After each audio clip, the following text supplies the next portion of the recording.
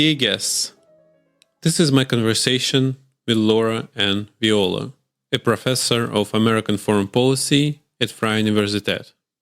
She has an impressive and inspiring academic background with a PhD from the University of Chicago and studies at the Columbia University. She was a visiting scholar and held fellowships in many prestigious European and American universities, such as the University of Stanford and the University of Oxford. And I need to confess that Professor Viola is one of the most brilliant and rigorous social scientists that I was lucky enough to meet. Many of her courses on American foreign policy largely structured my thoughts on international, and her way of thinking and writing still remains an unattainable goal for me in the future. And even more than that, she is an exceptional teacher and educator who helps many aspiring young scholars and students to develop their own ideas and thoughts. So in today's conversation, I'm honored to have her to discuss her latest book, The Closure of the International System. In this book, Professor Viola develops the closure thesis in order to understand the coexistence of equalities and inequalities in the international system. As such, I couldn't recommend this book enough to everyone who is interested in questions related to international relations, international law, history, or sociology, since the book builds on extensive and diverse material. I truly learned a lot from this book, and also on a personal note, I think this book is a wonderful and elaborate critique on many powerful and widespread ideas in international relations today, including those liberal and constructivist ideas. And also in our conversation, we touched upon the big elephant in the room, the war in Ukraine. Together with the Professor Viola, we discussed the causes of this conflict and contemplated about its future. So if you like the podcast, please share with your friends and, as always, enjoy.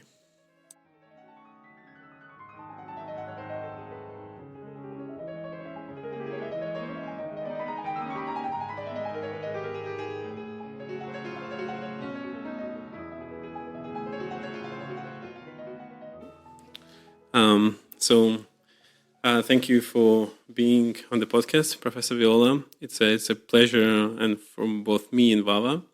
And before discussing your book, The Closure of the International System, I would love to ask you, I'd like to start maybe with a broader question about the study of international relations. So what do you think is the role of the study of international relations today? Well, first of all, thank you so much for inviting me. It's a pleasure and honor to be here. I think that international relations has become ever more relevant in the world today. If you see the series of crises that we're being faced with and confronted with, they're international crises. I think that most politics is beyond the boundaries of the nation states. And so there is a lot of room to think about what role for the global and what role for the international, and international relations focuses on that. So I think there's a growing need to really think about all these crises that we're facing, multiple crises at the moment, in global terms and international terms. And that's, if we think about climate, obviously the war in Ukraine, security in a broader sense. Those are things that we need to have expertise in IR to address. So I think it's relevant, highly relevant. Yes, that's why I asked, because of course the war in Ukraine especially reinvigorated these questions of age-old questions of war and peace. I guess that was the foundation of the discipline, and those moments, I guess, bring maybe life to the discipline itself, and also life to in the sense that we can rethink how we think about international. And also maybe let me ask additional question: do you think international relations is it different from political science, or in a sense it's just a subfield of political science? How do you look in this? How do you look at international relations in relation to political science? Well, if I just go back to your comment for a moment on war and peace, it's true that IR began as a discipline that was really concerned with issues of war and peace, and especially in the United States, the discipline really was built out of considerations of what happened with World War II and the subsequent developments after World War II. But it's developed in so many different directions since then. So international relations now includes a whole array of topics that go beyond security, that go beyond war and peace. But certainly the war in Ukraine has brought back into perspective the issues of war and peace, and has reminded us that they're not really off the table. As at different points in history, especially since the end of the Cold War, we like to think, right, that these kinds of wars, geopolitical interstate wars, are not going to happen in Europe anymore. But I think the development of the discipline to expand beyond issues of war and peace really points to, I think, an important development in IR, and that is that I think it's still anchored in political science, but I think that it has been enriched by many different perspectives from other disciplines and from other areas of political science. So, to answer your question, I think that IR in the academic discipline, it's mostly still anchored in political science, although that's not true everywhere. In some places, IR is its own discipline, and in some institutional contexts, it's integrated into other disciplines. But I think that for the most part, it's still anchored in political science and social science, but it's taking on insights from sociology, organizational theory, other areas, environmental science for those who are interested in the environment, those who are interested in energy issues, right, have to look elsewhere. People who are interested in security and its interaction with technology have to look also to other disciplines, people interested in AI. So I think that there's a lot of room to enrich IR by getting insights also from places outside of political science. So it can be seen as a sort of multidisciplinary studies in a sense, especially nowadays, because there's so many global issues and global problems that maybe political science, we could maybe come back to this idea. Of course, we will come back to this idea of universalism, because for me, I see political science as a more universal discipline that, like economics, tries to find this universal laws to social interactions, to political interactions.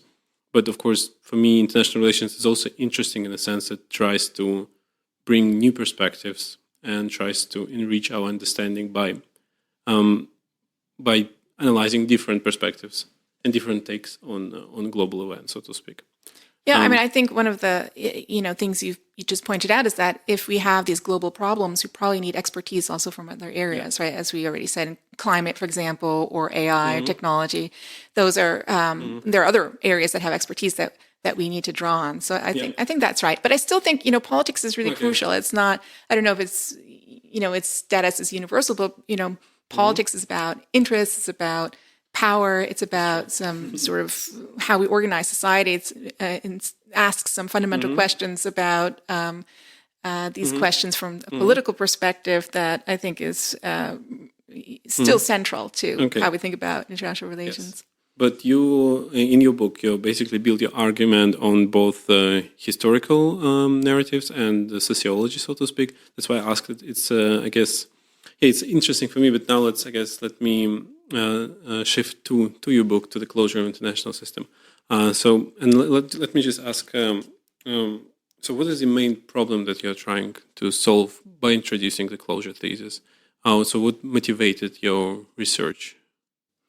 Well, I think at the heart of the book is really a puzzle that comes out of some arguments that we have in international relations. And I think the way I would formulate the puzzle is this. So we have this idea that I think extends across a number of approaches to international relations, that international society or the international system, the European international system has expanded over time. It's become more inclusive in a geographic sense. So the European state system has encompassed many states and actors outside of Europe.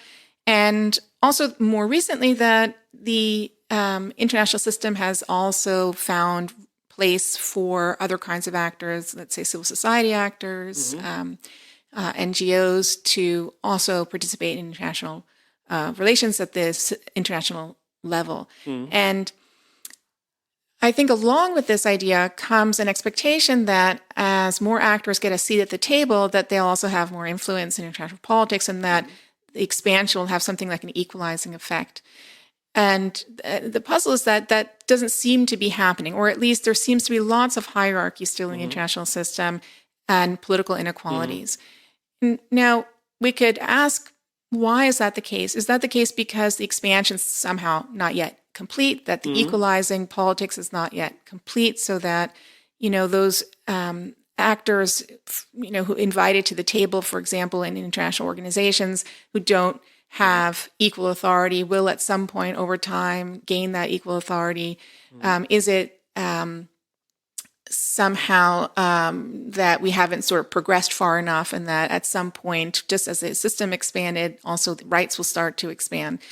And my argument is that I don't really see that happening. Actually, I see over time, over the longue durée, the interaction of equalities and inequalities, the persistent coexistence of these inequalities and equalities. So, for example, where the state system makes sovereign states equals, right, it makes others non-equals. And I think the argument I want to make is that this is not an anomaly. It's not something about we haven't progressed enough through time, or that, for example, liberal values of equality haven't yet come to full fruition, but rather I want to make the argument that inequalities and inequalities, political, I'm in my book, I'm really focused on political equalities and inequalities. I should make that clear. So the distribution of decision-making rights, and I'm not talking about material inequalities, I'm not talking about social status, I'm talking about political inequalities and the distribution of political authority. And my argument is that these political equalities and inequalities are mutually implicated, that it's not the case that as we have more equality, that inequality decreases. Okay. Which sounds puzzling maybe in the first instance, but that there is a relationship between this idea of expansion and the idea of an increased inequalities. Yeah. That inclusion and exclusion aren't mutually exclusive. That I found very interesting. And of course, I wanted to ask you, how did you come up with this idea? Because to me, it seems it's not on the surface, so to speak, or especially, or I would say maybe to a certain extent, when you maybe look, of course, at domestic politics, you see, of course, that the existence to a certain degree, inclusion and exclusion at the same time, but it's really hard to disentangle this problem, especially for me. It's hard to envision how you can even get close to understanding and get close to analyzing this problem. So I guess in this sense, I also discussed in the chapter false promises of universalism. And let me ask, can we discuss this point? Because I really liked it, and in the sense that it's all about the achievement of equality by homogenization, in a sense, like by assimilation. So do you think, well, I would say this is what is happening since at least 1990s, right, in the international system. And do you think it's I wouldn't ask it's a wrong way of doing this, but it doesn't promise us the better world, so to speak, or more equal world, right? In your argument. Well, maybe to start with your first point, how I came to this puzzle, right? I think that one thing that really started me off is to think about the principle of sovereign equality. It seems to be a foundational principle in international relations. It seems to be a foundational principle for, in theoretical terms, all IR paradigms, or at least mainstream paradigms, seem to be committed to this notion of sovereign equality as a principle of the international order. And then if you look at international organizations of the 20th century, almost all of their charters make some reference to the sovereign equality of members. And yet, if you look at these organizations, the sovereign equality doesn't really translate into equal political rights, right? And that's sort of key to the idea of sovereign equality, right? Is that these states are treated as equals. But if you look at the United Nations, which proclaims the sovereign equality and equal treatment of all its members, you have a hierarchical structure of decision-making with the Security Council having special rights that General Assembly members don't have. And they're concentrated in a very few number of members. So that's sort of where where I started with the whole argument, where thinking about this promise of equality on one hand, and yet the sort of obvious inequalities that are built into the system on the other hand. And again, my argument is that this is not sort of a coincidence. It is there's a structural relationship. I argue there's a constitutive and a causal relationship between the extension of sovereign equality to some actors and then this institutionalization of political inequalities in the international system. And I think that there are, in the book, I developed sort of three, I think about three ways in which actors in the international system have structured these hierarchies, as it were, or these inequalities, as it were. And one way is through simply excluding certain actors from the being able to access common resources or common goods, or excluding them even from any kind of rights that might be associated with sovereign equality. And for those who are included, they are included on the condition, sometimes made explicit and sometimes not explicit, of a certain kind of shared commitment to or shared characteristics that makes the sharing in these collective goods easier. Another strategy that I see, so sort of exclusion from international organizations and an assimilation of those who are included, so that the extent of heterogeneity and diversity within the system is minimized, is one sort of strategy to cope with this tension between extending equality on one hand and maintaining, I would say, the way I discuss it in the book, is a sort of closed access or restricted access to common goods on the other hand. Another way is by creating a more inclusive, so not using exclusion and maybe not having such strict sort of ideas of who should belong in terms of similarities of characteristics, having a more inclusive institution with more diverse actors, more heterogeneous actors, but then imposing an institutionalized hierarchy of decision-making rights amongst them. And then the third option that I talk about in terms of institutional designs to cope with these kinds of tensions is creating exclusive multilateral settings, so institutions that are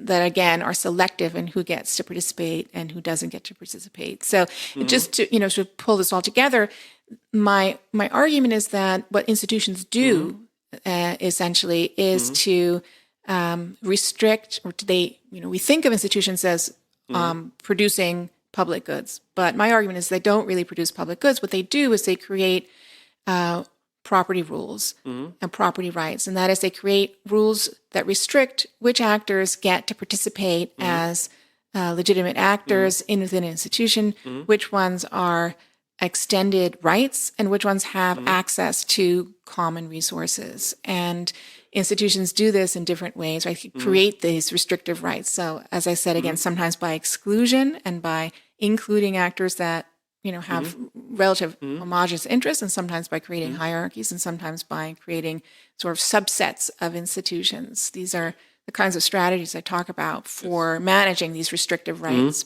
But when you talk about institutions, it's good to point out that you also think about institutions in this broader setting, right? In your book, you have 3 examples: basically diplomacy, international law, and international organizations. Of course, now when you say international organizations, institutions, of course, international organizations come to my mind. But I guess with diplomacy and international law, it's not that obvious, or at least in my opinion, it's not on the surface. So could you please discuss maybe those 2 institutions, like diplomacy and international law, as institutions that created those closed spaces, or in a sense they structured or created order simultaneously, as in your thesis. So they included some actors but excluded other actors.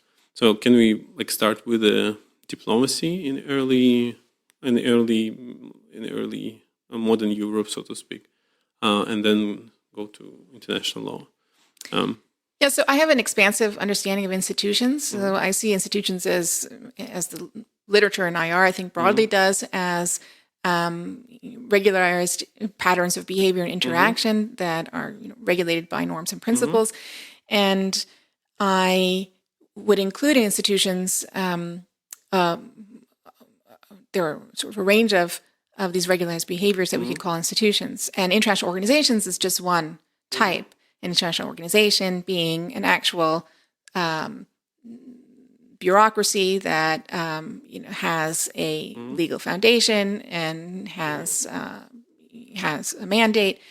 Often has a physical location, and this is something different from, and it's a type of institution, but it's not the only kind of institution. So institutions are, I think, more broader than that kind of international organization that we typically think about as being an institution. And the institutions that I'm interested in are institutions of global scope. So institutions that attempt to be system-wide, as it were, to be encompassing of political actors. And the other ones that some people in the field call these primary institutions. Right? And the other two that I identify are diplomacy as an institutional form and international law.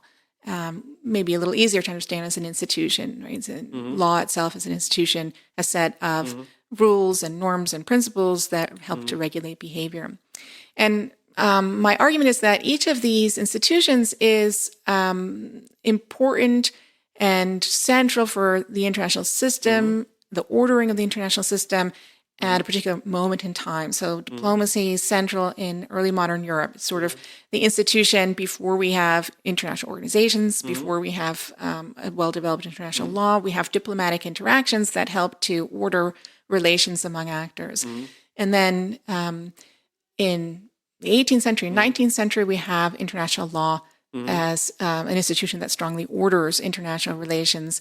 And I focus in the 20th century on international organizations, where I think international organizations become the primary form or a key form of organizing international relations. So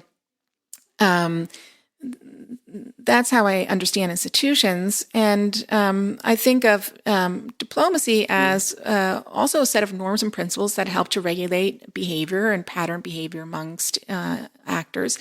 And one of the reasons I talk about it is because I think that if we take this really, so if you look at the expansion thesis, it generally looks at a relatively recent period in history to think about how the institution has, how the European state system has changed over time. And in fact, the expansion of international society, a book edited by Bull and Watson, it takes a historical perspective. But much recent IR theorizing does focus on the period after 1945 or after the end of the Cold War primarily, and we lose the historical perspective, I think. So one of the aims of the book is also to take this longue durée, this really long-term historical perspective to see, when we widen the scope, what do patterns look like then? And the interesting thing about the period of early modern Europe and thinking about diplomacy is that, this is a period before the sovereign state was the only, essentially, legitimate political actor at the international level. There are many other actors who were involved in international, what we today would call, even this term international, I think, is, wouldn't have been used then in this way. But what we today consider international, there are many different actors who were active and who had legitimate standing. And I think one of the things that diplomacy as an institution does, it starts to winnow down who can actually speak at the international level, who can legitimately represent interests at the international level. And it helps to create a system in which sovereign states become the primary actor of the international system, and other types of actors, individuals, for example, religious groups, the church, but other kinds of private actors, firms, are no longer considered legitimate actors. And of course, international law then later comes in and essentially legalizes the status of the territorial sovereign state, a very particular notion and idea of the sovereign state as the only legitimate actor who can access the rights of the international system, rights of war, rights to trade, who can sign treaties, and so on. And so that's how I see these two institutions shaping international order. And it tells us something about other possibilities, right? That sovereign state may not be, need not be the only legitimate political actor, because there were times when there were other actors who considered legitimate. But on the other hand, I think we still live in the same system that emerged in early modern Europe. That for me, it was, of course, it's in a sense before the diplomacy and before those interactions between sovereign states, so to speak, even diplomacy in itself could be envisioned like very differently, so to speak, or there could be completely different actors, as you rightly point out. But for me, it was also like the moment when the whole system, where we live now, it was created back then, and it still traces back to this moment. And in a sense, because it is anchored in history, so to speak, in the history of Europe, it's also in a sense hard to envision anything else. At least I tried to have like this mental experiment while reading this chapter. It's like, but like of course, like when we talk about, let's say, corporations, you could see corporations as actors in themselves, for example, in the modern period of human development, so to speak, or something like this. But yeah, it was very hard even for me to try to how to envision, because you talk a lot about individuals. For me, it was even harder to envision individuals because, of course, you're born into this system, so to speak, into this international system when you subject, even as a subject of law, you're subject to exclusively your own government, first of all, to your own state, so to speak. So yeah, that's true. Have you? I just want that's the interesting counterfactual thought experiment here, right? Is what would the system look like if, for example, individuals are not only subject to the law of their country of citizenship, which is primarily the case now, or what would the UN look like if individuals could be delegates instead of states, right? These are possibilities, and there are possibilities that have been also thought about historically, but they're not our current reality. But you could imagine a system organized differently, or the rights divided differently. What about, for example, indigenous groups? They are also represented primarily through the sovereign state, right? But the sovereign state, of course, actively impose a certain kind of political system or polity on other political forms that existed. So, the exercise is to think about what would the system look like if we had other types of actors who had rights and who had legitimate. Have you thought about it? At least there was a temptation while reading your book to think about it. At least that's how I read it. And for me, it was difficult. Of course, I thought about corporations, for example. It seems if Apple could have like relations with other countries by itself, I mean, I think they could afford it in a sense. It would still be accumulation of some material capital. But it was really hard for me to envision actually humans as the subjects, because then you need to have something like a world government, so to speak, or then you need to have some feedback. You need to have some world state, which is even more interesting, I guess, and more intriguing. But of course, it gives you like this idea, and it gives you this perspective of even possibility to envision different world. So have you thought about different types of systems or different types of arrangements of the international system? Well, to come back to a point that you just made a moment ago about change over time, right? That this is essentially the same system that it was back in the time of early modern Europe and diplomacy. I actually think there's lots of change over time, right? So we see change over time, and systems can develop, and they don't have to be necessarily static. But what I argue is that we see lots of change over time, but then within that change, there are certain structural patterns that repeat themselves.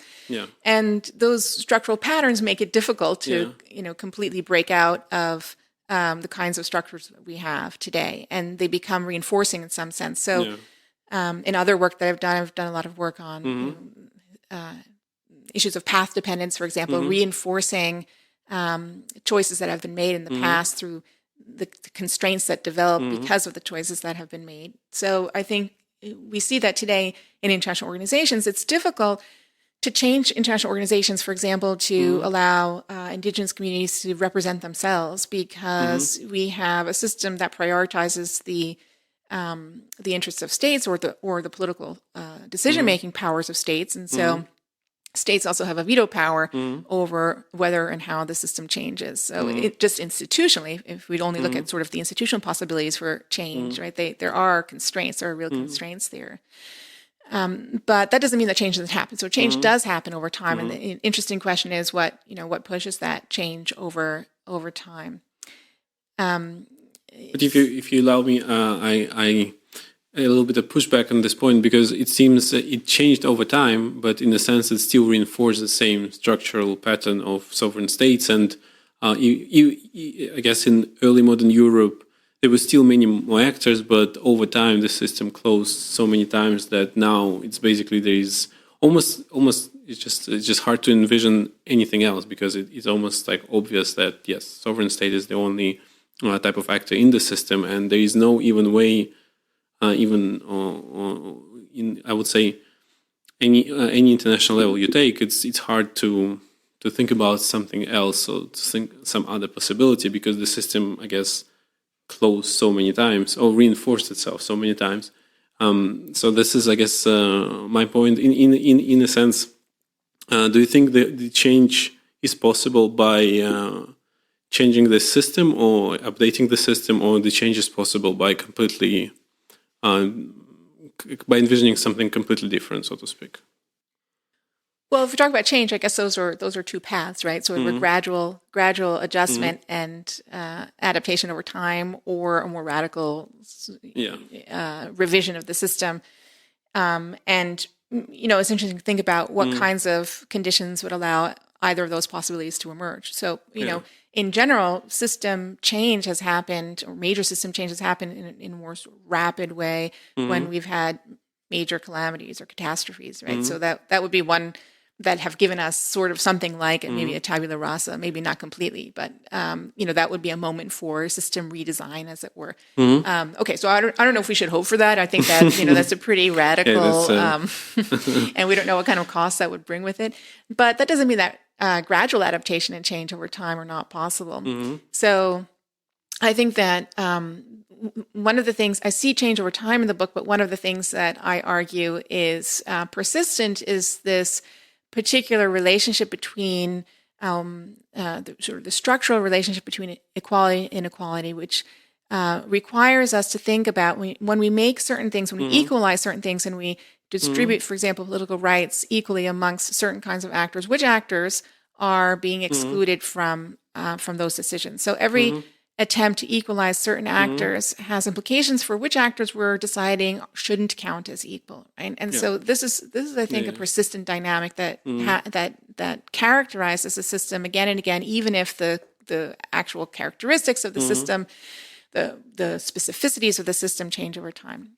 And I think that those patterns of inclusion and exclusion can also create the pressures for change. So I think that in the current international system, there are efforts to, for example, include non-state actors in international decision making. They're not included as equals, and then I think that sort of is part of what shows my argument, right? They're included, but they're not included as equal. They're not rights holders at the international system. They don't have decision making power.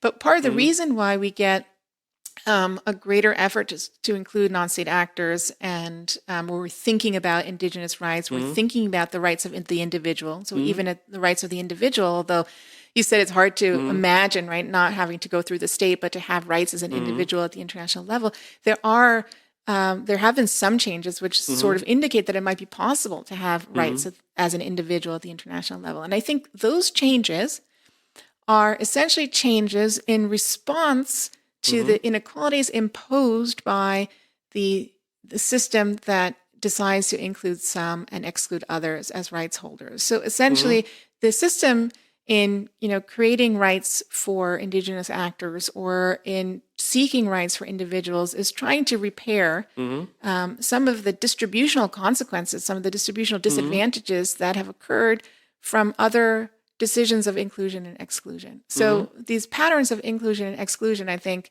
that structural relationship is something that appears again and again, but the way the boundaries are drawn can change, and the way the boundaries are drawn can also have implications for what might change next. So, those who are excluded, for example, may make demands to be included, and those demands under certain circumstances may need to be responded to, and that could be a motor of change in the system. Yeah, but it's also, there was a time just 600 years ago, 700 years ago, when we lived without this system, or in a completely different system. So I guess I don't think it's a hope that we can live in that way, but we can say it's a possibility to envision something different. I guess that's the question. My question would be in your final chapter. You are saying that it's not tragic, right? Because referring obviously to the anarchy argument, and that the whole international system is a tragic because there is no chance that could change in the foreseeable future. But I guess that would discuss now that in your argument, we could envision actually different type of international system, but we have to be vigilant in terms of who we include and how do we achieve this inclusion? Because we always, but for me it was a very interesting puzzle, because how I read your book, in the sense that you always have to exclude someone in order to have a broader inclusion. In other words, you need to have you need to impose some sort of, I would use this, like as you used a couple of times, local perspective on people, and it means excluding other ideas. And in a sense, that's this inevitable path in the organization of almost like human society, so to speak. So that's why I maybe wanted to linger on this point, in the sense of like, why do you think it's not tragic, but also what do you think is the path to create a better society, to create a way much more equal society, so to speak? Yeah. So as I just said, I think there is this structural relationship, this mutual implication between equality and inequality, and I think the way I talk about it in the book is that there are two kinds of relationships that link the two. One is a constitutive relationship that when we decide who should be equalized or which actors are equal, we have to make decisions about which ones don't fit those criteria, which ones are not equal. And so there's a constitutive relationship there. And then I argue there's also a causal relationship between the distribution of equal and unequal political rights, so that once, when we have an increasing number of diverse and heterogeneous actors that are sharing in common goods, that incumbent actors have incentives not to distribute political rights equally because they're worried about collective action problems, they're worried about demands for redistribution, and that creates incentives for actually inclusion to be accompanied by new forms of inequalities. So political hierarchies, for example, being one of them within international organizations. So I think there's a mutual implication, and I think it has this constitutive and causal logic. And from that, you might argue, okay, but if that's the case, then it is tragic, right? We're sort of doomed to repeat this kind of cycle, and every time we try to equalize, we're not equalizing everyone, and every time that we want to be more inclusive, we're going to face incentives and pressures to actually gradate rights. And that, there's a way to see that as tragic, but I argue that we don't have to see it as tragic. Right? Maybe tragic is a very heavy word. It's a heavy word. Yeah, I do use it in the book because this is a few people have talked about it in this tragic sense, but I want to. So I don't want to leave. I don't want to end the book on that tragic note, right? So my argument is that it doesn't mean that there's no way to sort of. So the question that the book poses to us is not whether we're doomed to have inequalities forever. I think that's not the interesting question here. I think the interesting question is, how do we decide where we draw those boundaries? Yeah. And that, I think, requires thinking about, where do we want to draw those boundaries? What do we think should be the criteria for being considered a legitimate act or for being a subject of rights or not. And those are normative questions that I can't answer. They don't answer in the book. But if we wanted to think about how to transform the system or change the system, I argue that this argument that I make tells us at least 2 points where we could look. So, as I said, I argue that the relationship between equality and inequality has a constitutive element. So one of the places we can look to change things to think about how do we constitute these equalities and inequalities? Where do we draw these boundaries? And can we loosen some of the categories that we impose to allocate rights in the system? So, for example, the sovereign state, right? Does the sovereign state need to be the primary or only legitimate political actor internationally, or are there ways to think more openly about how we constitute or where we draw the boundary of who is a subject of rights or not? And then the second part of the argument is a causal argument, where I say that there's this causal relationship between a more inclusive and equalizing system and then pressures to gradate and make rights more unequal. And the reason, so I in the book, I combine a Weberian idea of social closure with an economics idea of public goods. And I argue that the incentives for incumbents to want to gradate rights and to manage what could be seen as sort of the problems or the risks of more heterogeneous and diverse membership come from the incentives around restricting access to certain goods, to making a limited group enjoy these club goods. And so if we think about that part of the argument, another way we can think about getting change is to think about changing those incentives. And changing those incentives may mean changing the distribution of property rights, changing how we think about property rights, redistribution of material terms. So those are, I think, 2 ways where we can think about how to make the ending sort of not tragic, right? But I don't say how. I don't say how we can do this, right? I leave to you to open other people. the mental exercise to envision different futures and to envision different systems, because that's what I thought while reading your book. And I thought, but I still thought it in a very, I'll use tragic sense. For example, we could have a different system, but because of, let's say, like anarchy and material redistribution of resources, you will have something similar, but with corporations as main actors. I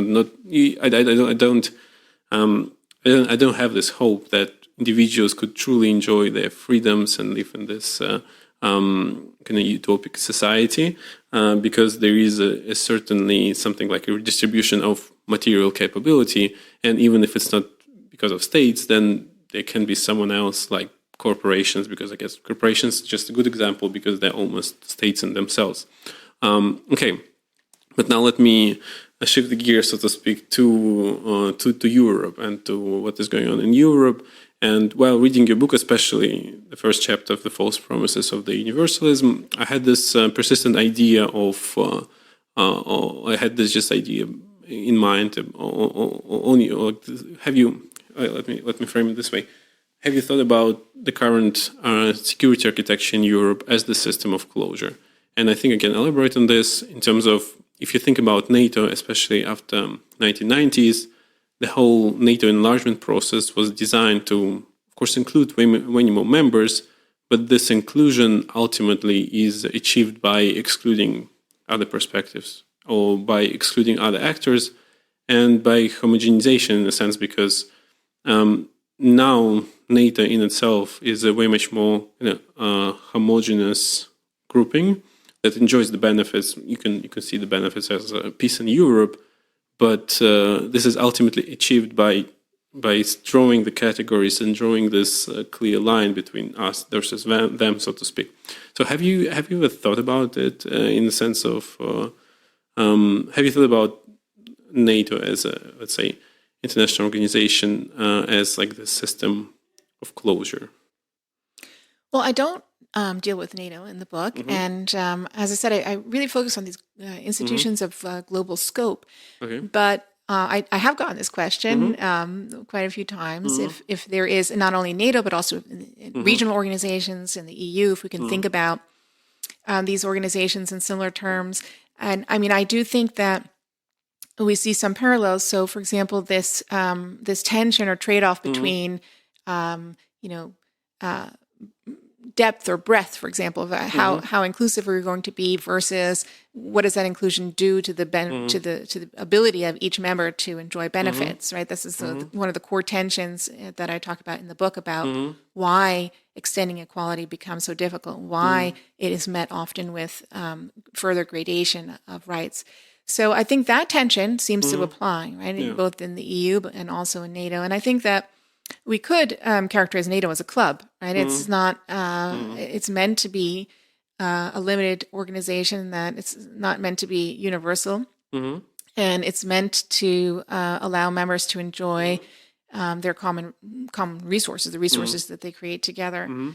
And if we think about it that way, then of course those who are excluded, right, are not allowed to participate in those benefits, and it has these exclusionary effects. And these exclusionary effects have distributive consequences, and those distributive consequences could be really meaningful, right, for politics, right? For, what are the costs imposed on those who are not allowed to be included?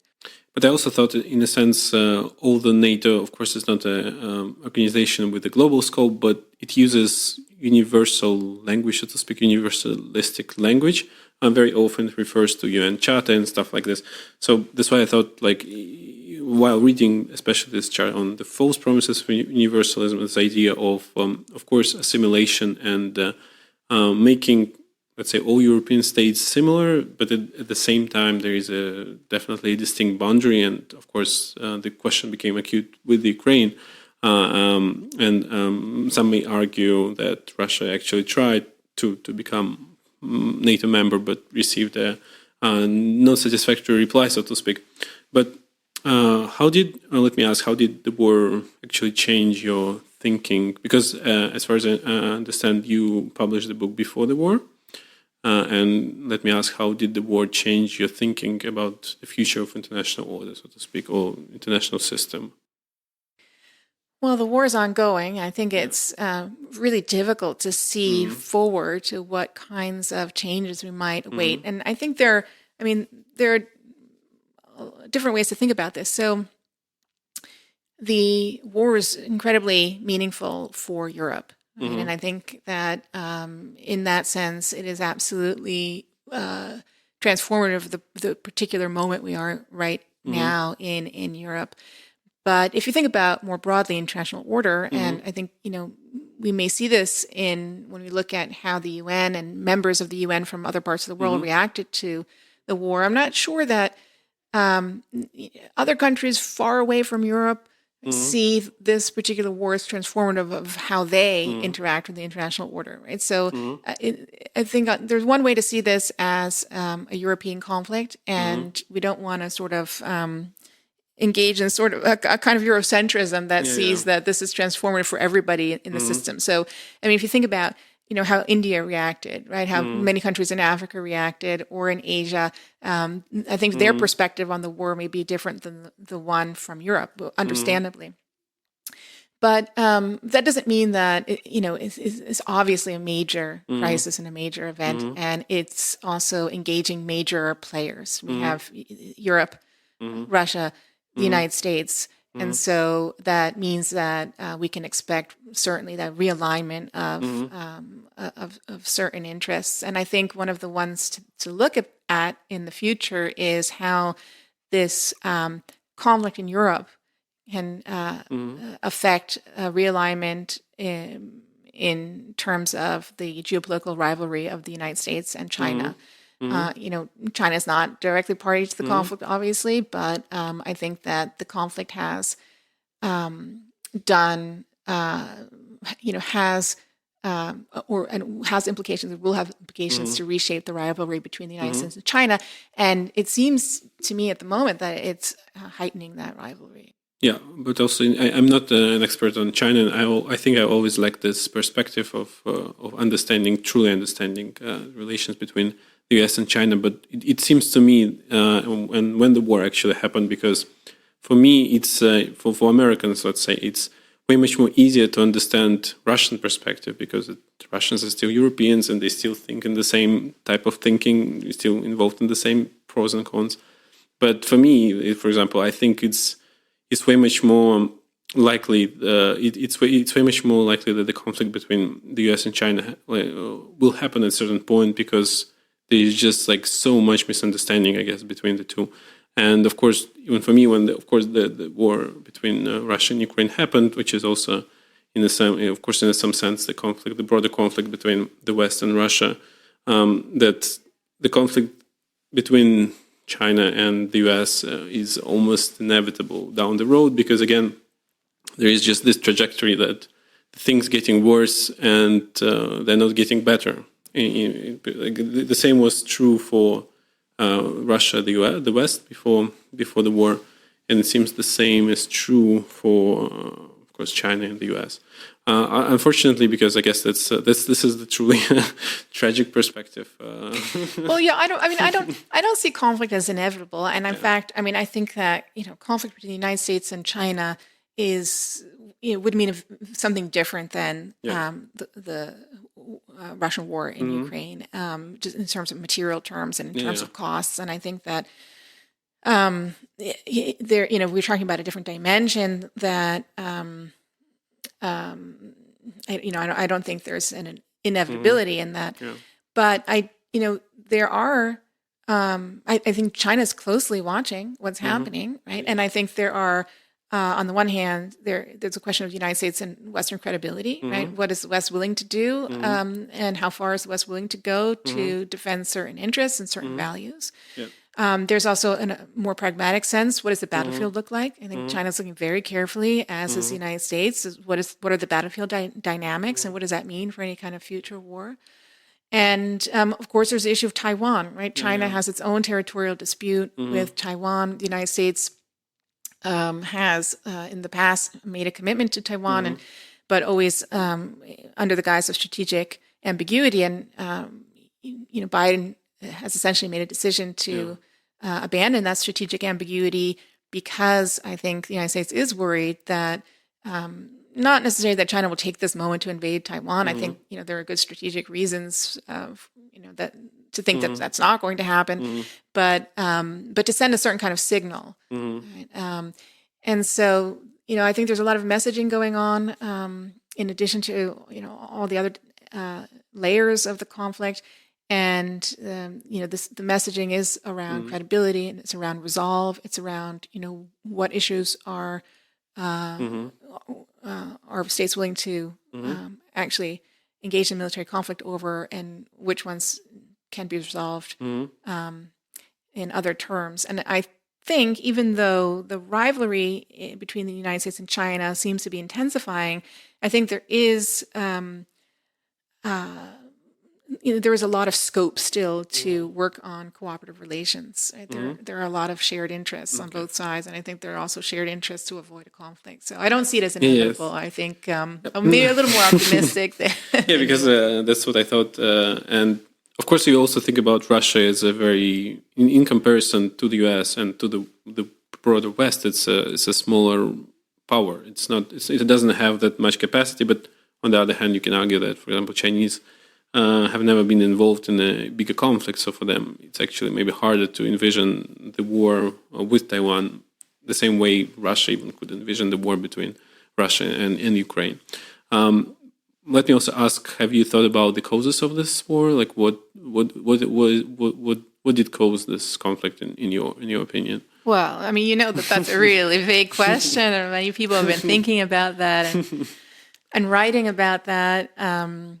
And there are lots of arguments out there. I think we will be studying this war for a long time, right? And I think it is in some senses is really interesting and puzzling and complex question. So I do think that this is something that will be studied for a long time to come. But probably a first cut is to think in terms of more immediate, proximate causes, more sort of midterm causes, and deeper, longer-term causes. And we touched on it already before. I think that if you think about longer-term causes, the way that the Cold War ended, the way that it not only vis-a-vis Russia, but all the post-communist countries, the way that the transition was managed, the principles, right? We had this idea of shock therapy, but also the practices, and also the levels of support that were given. I think have proven in hindsight after several decades to have been insufficient or not prioritized in the right way. Right. So we have, you already mentioned, there were attempts to, by both Russia and the West, to find a way to integrate Russia better into security arrangement, whether that be directly within NATO or in some dialogue process, right? But it's not only vis-a-vis Russia. I mean, you think about vis-a-vis other Eastern European countries, the transition, the economic transition, the political transition in the 1990s was really a lot rougher than I guess the West was willing to recognize at the time, right? So from corruption to rising inequalities to instability, to personal instability, it seems to me that we'd have to look for deeper causes all the way at the end of, or the management of the end of the Cold War. And then, I think if we think about NATO expansion, it seems clear that, as maybe an intermediate cause or a midterm cause, the expansion of NATO was seen as threatening by Russia, and Russia said it also to the West many times that it had a need for a buffer zone and security vis-a-vis NATO, and that it saw expansion as threatening. So I don't belong to those group of people who see NATO expansion as a direct cause for the war, but I think it's a contributing factor, right? And the question is, could that have been managed in a way that that wouldn't have led to this kind of mistrust and feelings of insecurity? And then I don't know if we could call those longer term causes or midterm causes or more proximate causes, but I think we also have to look at Russia's own goals and Putin's own idea of the role of Russia in the world, which I think goes well beyond a particular insecurity or threat coming from NATO. The expanse of the nature of the war in Ukraine, I think, points to a different set of goals, a different set of interests that are not just security driven, not just Western driven, but also, I'm not an expert in this area, but of people who are talk a lot about an imperial vision that that is also driving the particular goals here that Putin has. So, I think if we think about really deeper causes, we might think about, what led Russia towards this kind of nationalism, what led Russia to the point where Putin can, come to power in this way. And so again, going back to some of the maybe immediate post-Cold War politics. Yeah. So if we think about long-term causes, do you think, in a sense, because I find it very appealing, and people, of course, will study this conflict and will go into history books, in a sense that there will be a chapter on post-Cold War period, and then this chapter basically ended on February 24th. That there is something new going on in the world, international system. So, do you think we still live in let's say American-led international world order, or do you think like the war, in a sense, changed it, or that we live in a multipolar world order, or that the war itself kind of opened a new chapter in history, so to speak, in human history? Well, I think that the war actually showed the importance of American leadership in a time when I think that leadership was in doubt.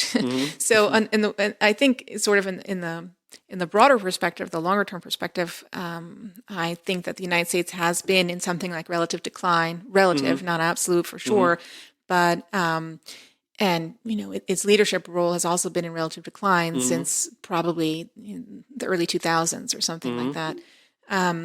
But the war, I think, has shown that there, in times of crisis, it's unclear where other leadership would come from, right? And I think there the United States has been a crucial actor in sort of anchoring the West in its reaction. And I think going forward, the issue is not whether the United States will recapture sort of this leadership role, because I don't think it will, but how other states will step up to the leadership challenge. So, the world is becoming more multipolar. The United States cannot single-handedly order the system, right? It cannot make and keep the extensive security guarantees to other actors that it may have been able to keep after the end of World War II, for example, or even in economic terms, the United States has its own domestic debate about the extent to which it needs to reinvest resources domestically, and the way to the extent to which it needs to protect its own economic interests, for example. And so I think that. And then I think that, as we talked about at the very beginning of our conversation, the problems are of global nature are not ones that can be really solved by a single actor. And so there will be a need for other actors to come to the table. And I think if you ask me what I mean by sort of relative hegemonic decline, I mean that the leadership role of the United States is in decline because other actors are systemically important for solving the kinds of problems and crises and challenges that are present internationally. So, on a global scale problem. So I think I think that's where we continue to go in the future. So I don't think that the United States will be able to play the same kind of role it was able to play in the post-World War II order in this new post-Ukraine war order, right? Yeah. And so even though I think the United States has in an important way taken on a leadership role for the European and U.S. response, I think that especially European states will need to, and Germany will need to really think about what kind of role they will play going forward. And I think, we talked a lot about the media has talked a lot about the Zeitenwende and what that means for Germany and what that means for Germany's military investments. Yeah. But I think Germany will also need to think about political and economic reconstruction in Europe also. And I think that, European actors will have to step up and play a major role in that. And I think the United States will play a big role, but probably, not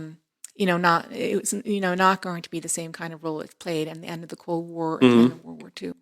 But also eventually, what's the role of Russia in European, I would say, architecture, security architecture, or broader European order, so to speak, which is, again, open questions, I guess. It's not possible to know the answers. I don't know. I'm curious what you think about that. I mean, I really don't know. I mean, that's an interesting question. I think eventually there is no. I guess it's the same as. I think you can draw a lot of analogies between current situation and pre-World War II period of time, and I guess eventually Russia should be somehow integrated. And this is the whole question. And I guess Russia also fights for a better position in this European security architecture. I truly don't think that Russia thinks itself, envisions itself as a future leader of the international system, or a country with a truly global scope. I think it just wants to have maybe a better future in European security architecture, but in Russian perspective, this architecture should American power should diminish, so to speak, or in other words, American power should diminish and Russian maybe relative power should increase. Or I guess this is how I think, in a sense, eventually in 30 years down the road. I was going to ask you, what's your timeline on that? I think that's the interesting question. I think I would agree that, over the long term, we have to think about reintegrating Russia. But the question is, what timeline are we talking about on that? Is it? I think 30 years down the road. And of course, for me, the difficult part is I see that there is a gravitational pull towards bigger war, because of course you have a mobilization of the first mobilization in Russian society since basically World War II, and you have like the whole, I would say, nervousness, and I guess it's something that couldn't be put eloquently even an academic article, but there is this almost like gravitational pull in society itself that a little bit suicidal, I would say. That's what I thought quite a lot in the sense we talk to Russian people, and it seems like they're ready to give up everything for basically what? For basically the bigger war, because it's also, of course, it goes hand in hand with propaganda and with the making. It's almost like, or you could. I think if you think about Putin, making Russian society nervous, and so nervous to a point that there is like basically no way forward but to fight a bigger war. And of course, they train now all those people since school and just basically feeding them this propaganda that there is no better future than to fight for your country, something like this. And of course, on top of that they really fight the big European war. And it also gives them, in a sense, knowledge and advantage how to fight those wars, because not so many leaders and not so many armies in the world could fight now big European war. In a sense, if they come to bigger European war in the future with this knowledge, it could give them advantage. But this is, of course, something that like everyone wants to avoid. But I see it as a very tragic, because again, I don't see how it can be resolved, because if the situation goes the way it goes, there are more chances that it will escalate. That's what I wanted to ask you. Is that it sounded like you were arguing that it might escalate, but another option is that it just sort of gets frozen. In, a long, drawn-out, protracted conflict, the way it is essentially now, which is, this is not preferable. I'm not saying. It also would be a tragic outcome, but that would be something different than escalation into a broader conflict. You see it escalating? Yeah, I see it escalating, and I think, in a sense, they're preparing for this, because I would even make an argument that the whole point of Putin's was to start the war, in a sense, like to change. If you think about international system as a set of patterns of behavior, just to change those patterns, just completely throw them out the window. So to get the U.S. and Europe into a war. Just to change, because the war changes positions and dispositions. Now there's something new in the system that is creating a lot of, because no one, of course, can control this, but at least you create some like those windows and those chances and opportunities here and there that Putin can use in the future. And I think, I guess, I would strongly argue that, of course, the point of Putin was to start the war. Maybe it's not even, and to, in a sense, anchor his own rule into the future, because now Russian society has no other way but to deal with this war. It's like if he goes away, for example, before the war, there could be some liberalization or some move towards the West. Now, it's not possible, because you have this war, and everyone who comes after Putin has to deal with this conflict on Putin's terms, so to speak. But if we talk about, no matter how it ends, so to speak, the war itself in Ukraine, I think, of course, it should end with the integration of Russia into a broader European community of nations, because, this is just, of course, maybe my hopes. Yeah, but that won't be with Putin then anymore. No, of course not Putin, because we're talking about 30 years. We're talking about 30 years, okay. 30 years. But again, it's interesting how it can be achieved, because the tension is, I don't think anyone in Russian society will accept some inferior position, so to speak. And I guess that's the whole... And when you talk about escalation, are you talking about NATO becoming more directly involved? NATO is involved, but more directly involved? Yeah, I'm thinking about... I guess so many ways to, of course, escalate from both Russian and NATO perspective. Some type of a weapon, so to speak, could cause this, or Russian could get directly involved in politics, so to speak, or can just provoke, make some provocation in politics. I just see it as a something that is under no one's control, so to speak, the whole escalation ladder. But there are so many ways that it could escalate, so to speak. And of course, the more this conflict goes on, the more chances we have, so to speak. And of course, it's hard to predict. How do you see it ending? Do you have any idea of how? Right now, I think I envision I envision a broader conflict. Like, I think, because I mean, I try to be very honest with myself, and when I think about those things, like, okay, but how can it end? And of course, you go to Russia, and Russia must win because there is no. I mean, Russia started the whole thing, and of course, there is no way backwards. And then you go to the West, and it's the same thing. There is Ukraine must win. There is no way backwards. And of course, for me, it's actually a very interesting question of Ukraine and NATO will be there, like will be central to the resolution of the conflict. So no matter how we end this conflict, the question, if Ukraine becomes part of NATO, whether like with the full territories or not, that's a win for Ukraine. If it has the right to become part of NATO and eventually be integrated fully into Western world system, then it's a win, and it's a loss for Russia. And then I guess it gives you way much more texture when you think about those problems. It gives you way much more details, because then you think, of course, but well, how can Russia ensure that Ukraine will never become part of NATO? And right now, the answer is basically probably to destroy the country. If you destroy the country, there's no problem with Ukraine becoming part of NATO.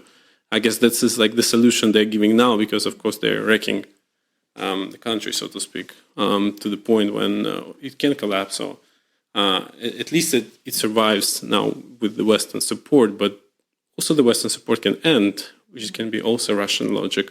So the question of Ukraine in NATO will be central, and it won't go away, even though I read some articles that there is, of course, when people talk about Ukraine and NATO now, there is a lot of Western leaders, they don't want to discuss it, even though, of course, it will be way much more honest to discuss this question already. But at least it's useful to think about it. Yeah, that's what I think. Yeah. So, well, I hope. But this is a gloomy perspective. It's really, it's a gloomy perspective. It's really gloomy perspective. I gave it a lot of thought, but I try to think about something positive. But well, maybe in 50 years we could envision a completely different world system with different actors participating. We'll have to meet again in 50 years and see where we stand. Exactly. I mean, time is does a lot of things, right? So I think we could expect many different scenarios to unfold over 50 years. So maybe one of those or some of those won't be gloomy. But let's not end on a gloomy point. Let me ask you: can you give any advice for people who want to develop their own ideas? And just maybe the follow-up question. So if you maybe can talk a little bit about how did you, what did it take you to write this book and to develop this idea? Well, it took me a long time to develop the book, and one of the things that I did was put it away for many years and then come back to it and do other things in the meantime, because I wasn't sure what direction I wanted to take it with, and I wasn't clear yet on the argument that I really wanted to make. And I think that did the book good at the end of the day, rather than rush it through.